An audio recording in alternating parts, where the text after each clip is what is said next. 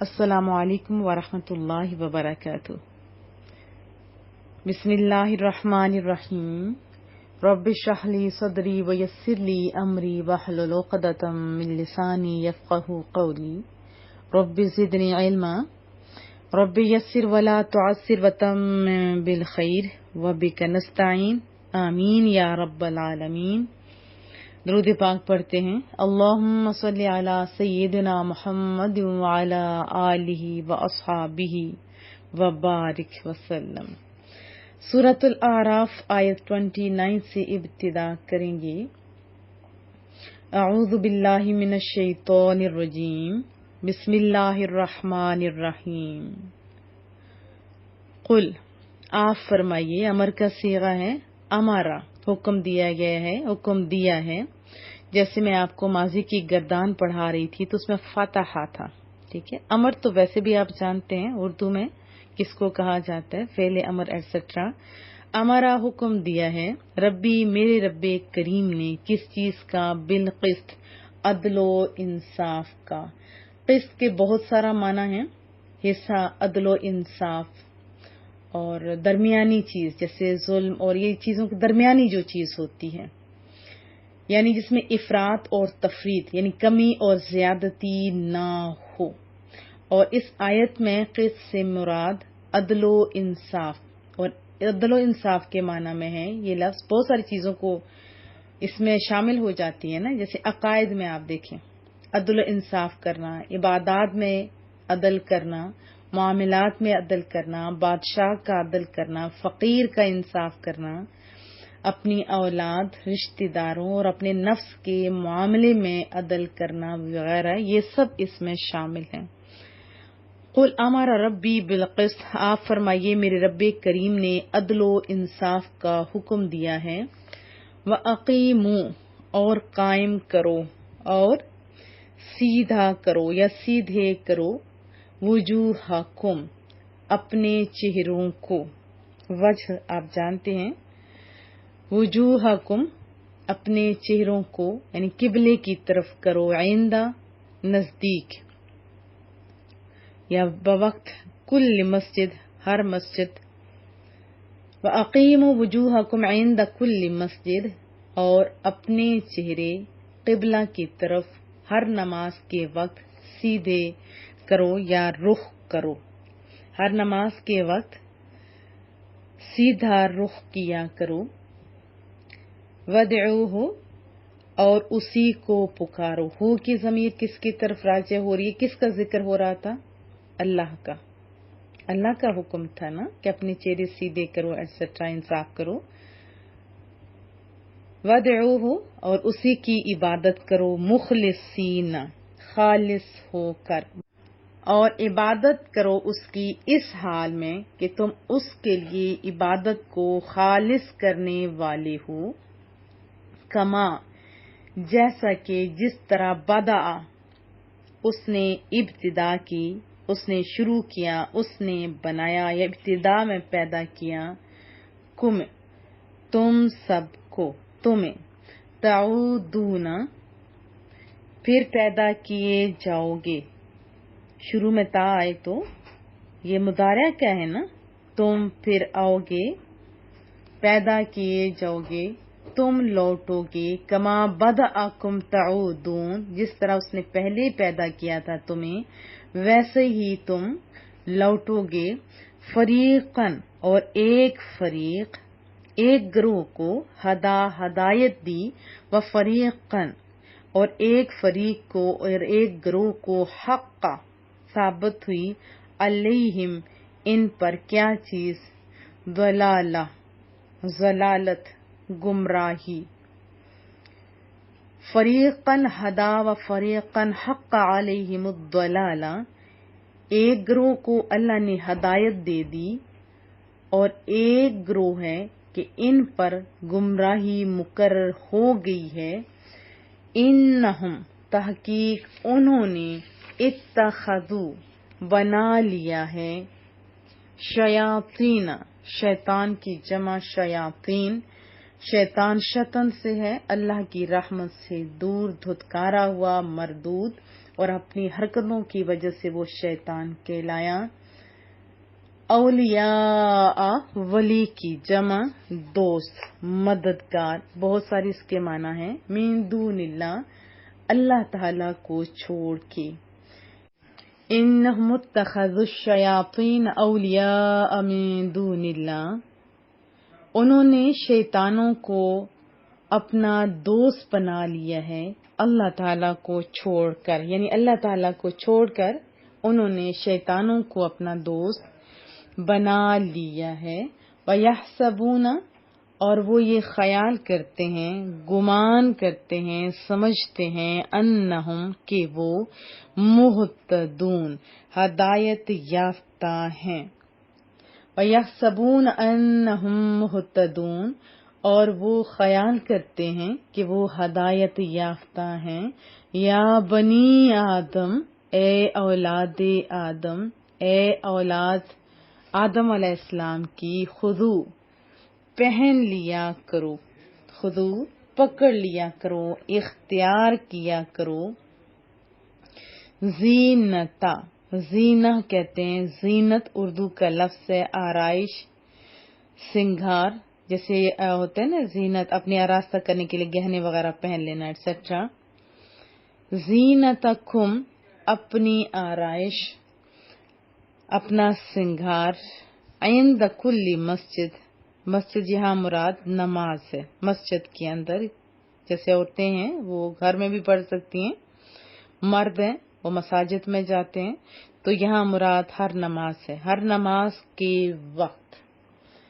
یا بنی آدم خذوا زینتکم عند کل مسجد، اے آدم کی اولاد اپنے لباس ہر نماز کے وقت پہن لیا کرو، یعنی اپنے آپ کو ستھرا سنوار لیا کرو۔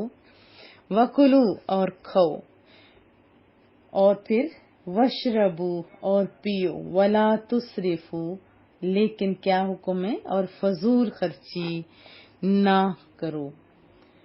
وکلو وشربو ولا تسرفو، کھاؤ اور پیو اور فضول خرچی نہ کرو۔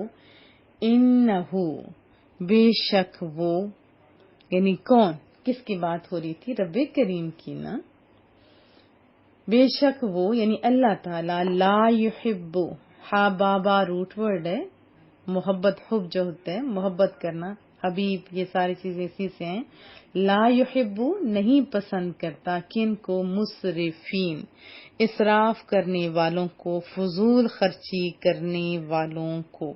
اسراف کا معنی ہوتا ہے نا کسی کام میں حد اعتدال سے آگے بڑھنا، بے ہدہ یا بے اندازہ صرف کرنا، اور اس کے ایک معنی حرام چیز کھانا بھی لکھا ہوا ہے کہ حلال چیز یہ تو حد ہے، اس سے آگے بڑھ گئی تو وہ حرام ہے۔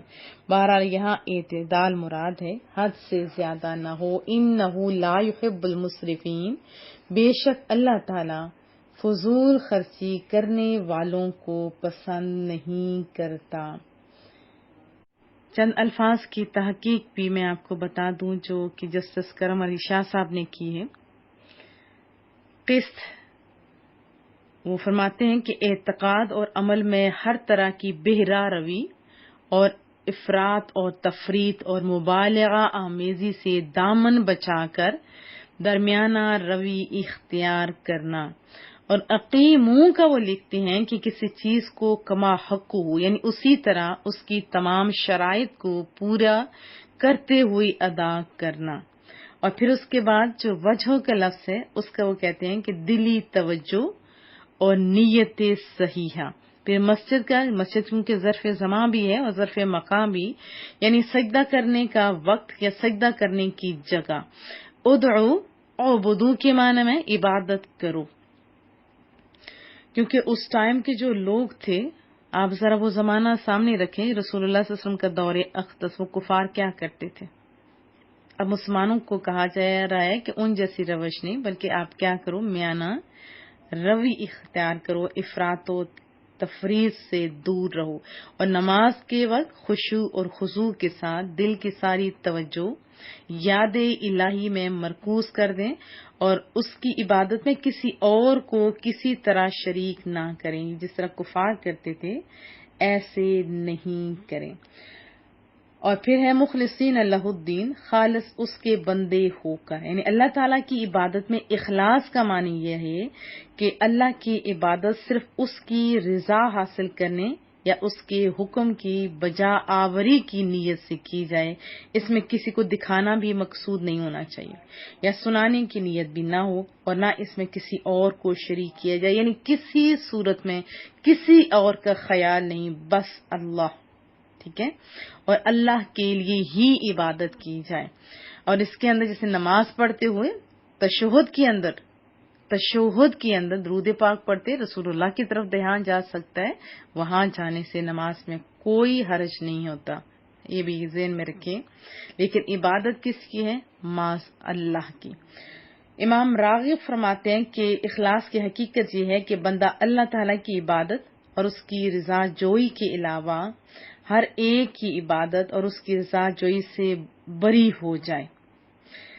احادیث سن لیتے ہیں۔ حضرت عبداللہ بن مسعود رضی اللہ تعالیٰ عنہ سے روایت ہے، رسول اللہ صلی اللہ علیہ وسلم کا فرمان عالی شان، جس میں فرمایا جا رہا ہے کہ جس مسلمان میں یہ 3 اوصاف ہوں اس کے دل میں کبھی کھوٹ نہیں ہوگا۔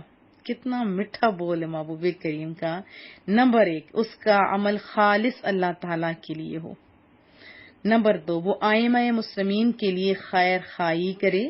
نمبر 3، اور مسلمانوں کی جماعت کو لازم پکڑ لے۔ بحوالہ ترمذی۔ اب دیکھیں، جب انسان اللہ کو دکھا رہا ہوتا ہے نا، اس کی یہ نہیں پرواہ ہوتی کہ کوئی بندہ دیکھ رہا ہے، کوئی اپریشیٹ کرے گا، کوئی نہیں کرے گا، نہیں، خالص اللہ کے لیے کرتے ہیں۔ اور جب بندہ اللہ کے لیے کرتے ہے، پھر اللہ خوشبو بھی اس کی پھیلا دیتا ہے۔ جب لوگوں کو دکھانے کے لیے کرو گے نا، پھر وہ بات تو وہیں تک رہ جاتی ہے۔ جب اللہ کے لیے کیے جاتے ہیں تو جب تک دنیا ہے آپ کی خوشبو وہاں تک جا سکتی ہے، جتنا اخلاص ہوگا۔ اللہ پاک اخلاص کی دولت دے ہم سب کو، اور مجھے خصوصی طور پر۔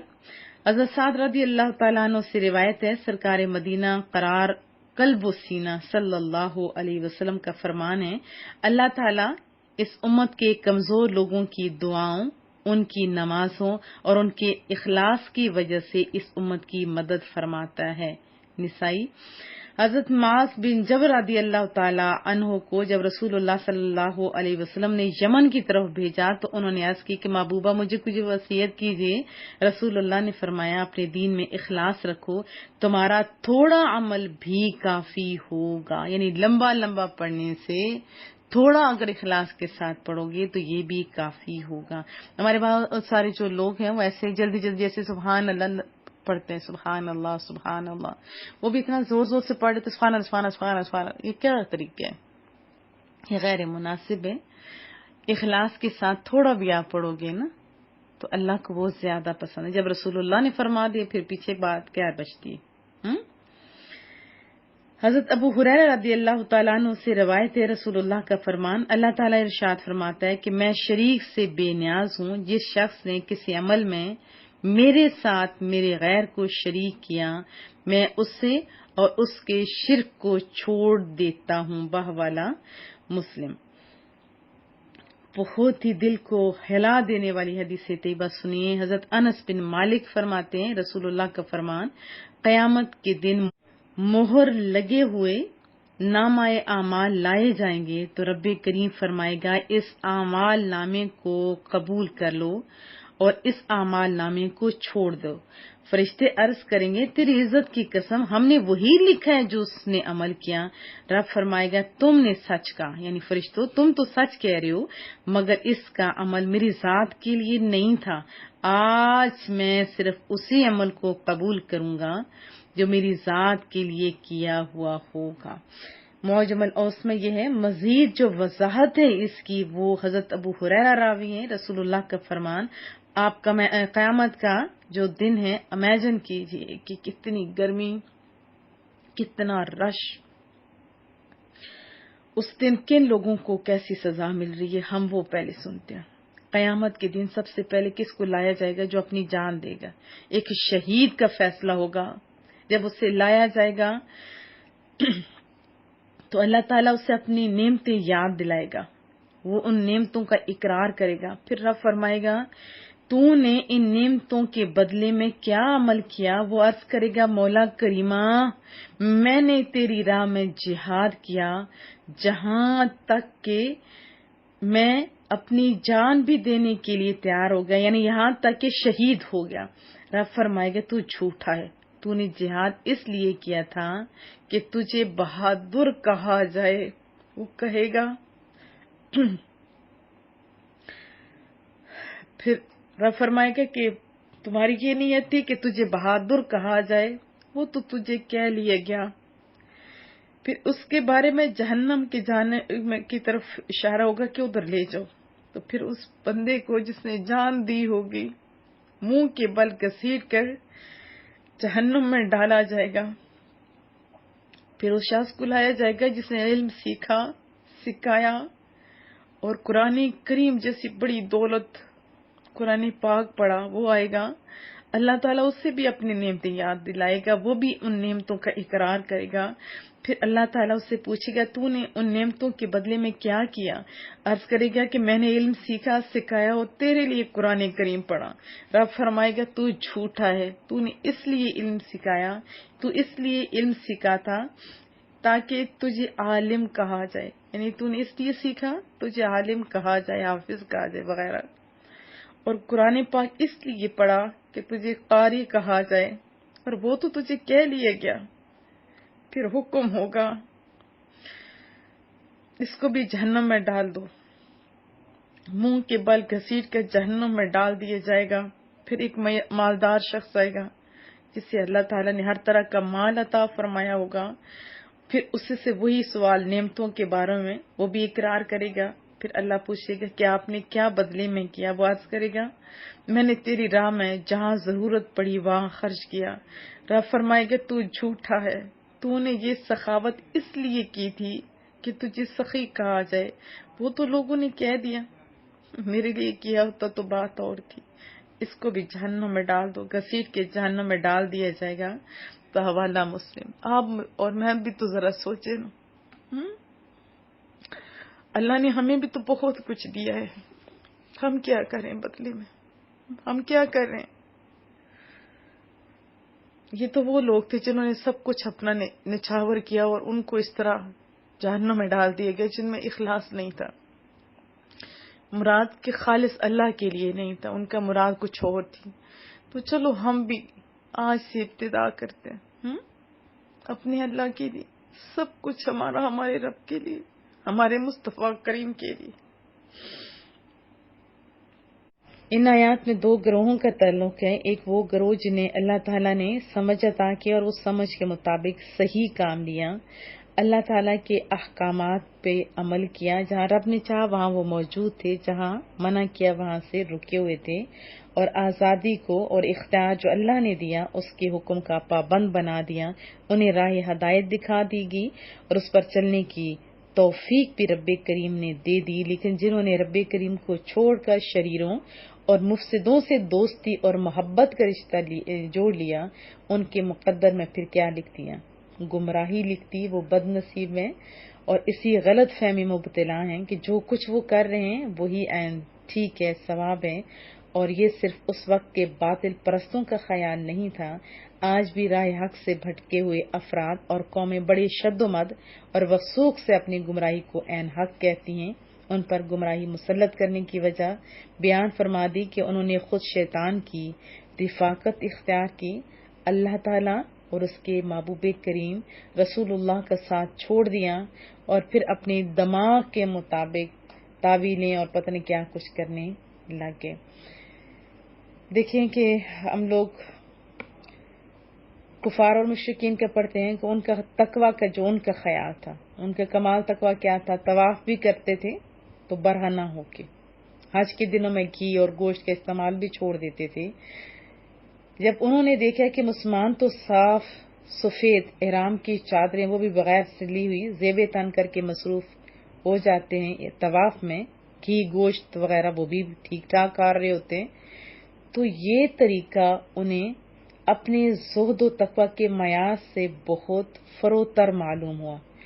تو پھر انہوں نے کیا کیا، مسلمانوں پر باتیں کرنا شروع کر دی اور ان پر دنیا پرستی اور لذت طلبی کا الزام بھی لگانے لگے. اب قرآن کیا بتا رہا ہے کہ زینت اور آرائش کی جن چیزوں اور عمدہ لذیذ کھانوں کو رب کریم نے اپنے بندوں کے لیے حلال کیا ہے، کسی کو کیا حق پہنچتا ہے کہ وہ اپنی مرضی سے انہیں حرام اور ممنوع قرار دے. ٹھیک ہے، حلال اور حرام کا اختیار اللہ کے پاس ہے. ٹھیک ہے، حلال اور حرام کا اختیار اللہ کے پاس ہے. چند احادیث پہلے سن لیتے ہیں. حضرت ابو سعید خدری سے روایت ہے، رسول اللہ کا فرمان، جو مسجد سے اذیت کی چیز نکالے اللہ تعالیٰ اس کے لیے جنت میں ایک گھر بنائے گا. بحوالہ ابن ماجہ. اور حضرت واصلہ بن اسقا سے روایت ہے، رسول اللہ کا فرمان ہے، مساجد کو بچوں، پاگلوں، خرید و فروخت اور جھگڑے اور آواز بلند کرنے اور حدود قائم کرنے اور تلوار کھینچنے سے بچاؤ. دیکھیں، بچوں کا وہ بچے جو سمجھدار ہوتے ہیں، اپنے ماؤں کی بات مانتے ہوتے ہیں، بڑے مؤدب بچے بھی ہوتے ہیں، وہ مساجد میں جا سکتے ہیں، وہ الٹا سیکھتے ہیں وہاں جا کے. لیکن بعض بچے جاتے ہیں. میں کل بھی ایک جگہ پہ جانے کا اتفاق ہوا تو سارے نیچے قرآن کریم کی بنی ہوئی تھی کبرز وغیرہ. تو ایک بچہ، اتنا چھوٹا بچہ بھی نہیں تھا، 7-8 سال کا بچہ تھا، ماں بھی سامنے تھی اور اوپر چڑھ کے وہ کھیل رہا تھا، یعنی اوپر جو شیلف سا بنا ہوا تھا، اور وہ حال کر رہا تھا مسجد میں کہ انا للہ و انا الیہ راجعون. تو یہ تو پیرنٹس کی بھی ذمہ داری ہے نا. اسی وجہ سے محبوب کریم نے منع فرمایا. ہاں، جو سمجھدار بچے ہیں وہ تو بچپن سے ہی سیکھ جاتے ہیں نا، وہ دیکھتے ہیں یہ اللہ کا گھر ہے، دل میں محبت پیدا ہوتی ہے. اور جو مساجد کے اندر بڑے بڑے اعلان کر رہے ہوتے ہیں وہ بھی اجازت نہیں ہے. اور یہ بھی یاد رکھیے کہ اچھا لباس پہن کے نماز میں جانا چاہیے. ہمارا جو طریقہ ہے، نو ڈاؤٹ کہ صاف ستھرا کپڑا ہو تو نماز ہو جاتی ہے. لیکن دیکھیں نا، جب آپ جاؤ جاب کے اوپر تو کتنے صاف ستھرے پالش جوتے سارا کچھ آپ کر کے جاتے ہو، جبکہ نماز کی طرف ہو تو بغیر استری کیے ہوئے سلٹوں والے، جو ہمارے باوجی کہتے وہ ترکے ہوئے کپڑے پہن کے لوگ نمازیں پڑھ رہے ہوتے ہیں، انہیں حیا نہیں آتی. رب سے حیا کرنی چاہیے نا. تو وہ ہمیں سکھانے کے لیے کہتے تھے، بڑے عاجز لوگ تھے. ہمارے بڑوں کا یہی طریقہ تھا. امام اعظم ابو حنیفہ حضرت نعمان بن ثابت رضی اللہ تعالیٰ عنہ جب تہجد کی نماز کے لیے بھی اٹھتے تھے تو خوبصورت قیمتی لباس پاجامہ جو امامہ اور چادر پہنتے تھے، اور جس کی قیمت جو کتابوں میں ہم نے پڑھی وہ 1,500 درہم تھی. آپ ہر رات تہجد ایسے لباس میں پڑھتے تھے اور فرماتے تھے کہ جب ہم لوگوں سے اچھے لباس میں ملتے ہیں تو اللہ تعالیٰ سے اعلیٰ لباس سے ملاقات کیوں نہ کریں. تو ہمیں بھی اچھے لباس پہن کے جو نفیس ہوں، خوبصورت ہوں، صاف ستھرے ہوں، جس جگہ نماز پڑھی جائے وہ بھی ویسے مسلمان ہیں، گھر بار ہمارا ویسے ہی صاف ستھرا ہونا چاہیے، صاف ستھرا. اور کھانے کے بھی اچھا کھانا کھاؤ، سواری بھی آپ اچھے لے سکتے ہو، کوئی حرام نہیں ہے. ہاں، فضول خرچی سے منع کیا جا رہا ہے. ٹھیک ہے، فضول خرچی سے منع کیا جا رہا ہے. اور بہت سارے لوگ حلال چیزوں کو خام خواہ کے حرام قرار دیتے ہیں، انہیں بھی ان آیتوں سے سیکھنا چاہیے. ایک بات بھی سنا دوں، خلیفہ ہارون الرشید کا ایک عیسائی طبیب تھا، علم طب میں بڑا ماہر تھا. اس نے ایک مرتبہ حضرت علی بن حسین واقد رحمت اللہ علیہ سے کہا، علم 2 طرح کا ہے، علم ادیان اور علم ابدان. تو تم مسلمانوں کی کتاب قرآن پاک میں تو علم طب سے متعلق کچھ بھی مذکور نہیں ہے. آپ بڑے سیانے تھے. رحمت اللہ علیہ نے اس عیسائی طبیب کو جواب دیا کہ اللہ تعالیٰ نے تو ہماری کتاب کی آدھی آیت میں پوری طب کو جمع کر دی ہے. عیسائی طبیب تو حیران ہو کر پوچھنے لگا، وہ کون سی آیت ہے؟ آپ نے فرمایا کہ رب کا یہ فرمان سنو، وَكُلُوا وَاشْرَبُوا وَلَا تُسْرِفُوا، کھاؤ پیو لیکن حد سے نہ بڑھو. کیا سونا انداز ہے. اللہ سمجھ عطا فرمائے. تو باہر طور پر حلال اور حرام کا ٹوٹلی اختیار اللہ تعالیٰ کے پاس ہے. اچھی چیز کھانی چاہیے، اور جو اللہ نے حلال قرار دیا ہے اس کو حرام کرنے والے لوگ بھی غلط کرتے ہیں، اور جو سن کے ان چیزوں کو حرام کرتے ہیں یا نہیں کھاتے وہ بھی غلط کر رہے ہوتے ہیں۔ باقی مزید وضاحت انشاءاللہ کل پڑھیں گے، دعاؤں کی درخواست رہے گی۔ السلام علیکم ورحمۃ اللہ۔